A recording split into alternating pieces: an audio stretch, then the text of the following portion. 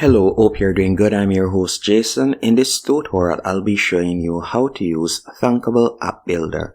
Thunkable is a powerful no-code platform that lets you create your own mobile apps without needing any programming skills. To get started, you're going to go onto thunkable.com. Then you can tap on Get Started and you'll be redirected to a new page on which you can sign up using your email address. After you have done that, from there you can select any one of these three options, whether you like to use Thunkable for personal use, whether you like to use it for teaching. You can select whichever one of these options. Then you're just going to tap on Next. Then from there you can choose which role best describes you. So I'm just going to be selecting entrepreneur for example, and then we'll tap on Next. After you have done that, from there you can choose your experience. So if you don't have any experience, you'll select no experience. Then from there, you can select how technical are you, and you can select whichever one of these options. Then you'll tap on Submit.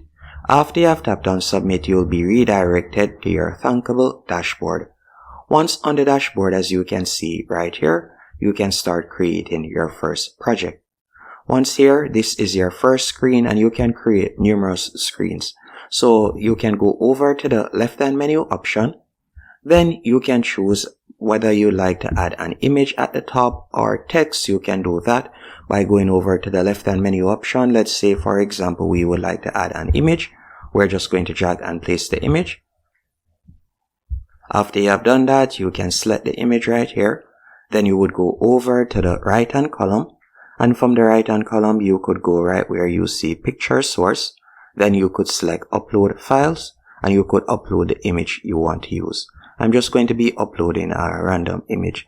Let's say, for example, this image. After you have added the image, you could add a button below it, or you could add text. So let's say, for example, we would like to add a button.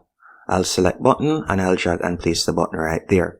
After you have added the button, what I want you to do next, you can continue adding other databases. So you can add media, different form of medias, or so on. Now that you have added the button, all you'll need to do is go over to the bottom right hand corner and you're going to tap on Add Blocks, or you could tap on Add Blocks in the top right hand corner. And then from there you can choose the action that you would like to take place once someone clicks on the button. So you can see when button click, you can tap right there. Then from there you have different options that you can choose from. So let's say, for example's sake, I would like it to play a sound whenever someone clicks on the button. I could tap on sound. Then from there, I could select play and I could choose the song I would like it to play. I could select whichever one of these actions that I would like to take place. You can also select share or so on. There are numerous actions that you can select right here. So basically, the design page, you'll add the options that you like to offer persons, and then from the blocks page you can choose the action that you would like to take place. So you can use this platform to create, for example, an app that offers persons answers to different mathematical questions. Numerous options, as you can see right here. So if you would like it to say something, you can do that. So we could select speech, for example, say, and let's say I would like it to say hello. I can drag and place it right there.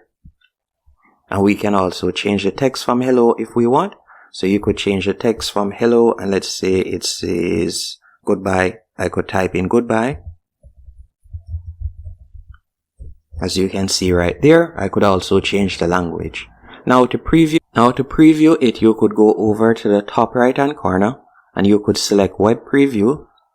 Then if I were to tap on the button, you can hear it says goodbye. So just like what I said earlier, you can choose whatever action you like to take place on your app. So you can go more in depth and you could create a more complex app, or you could create a simple app just like this for different mediocre tasks or so on. And if you would like to share it, you can go over to the top right hand corner, tap on share. Then from there you can tap on share app and you could tap on generate link and you'll be able to share it.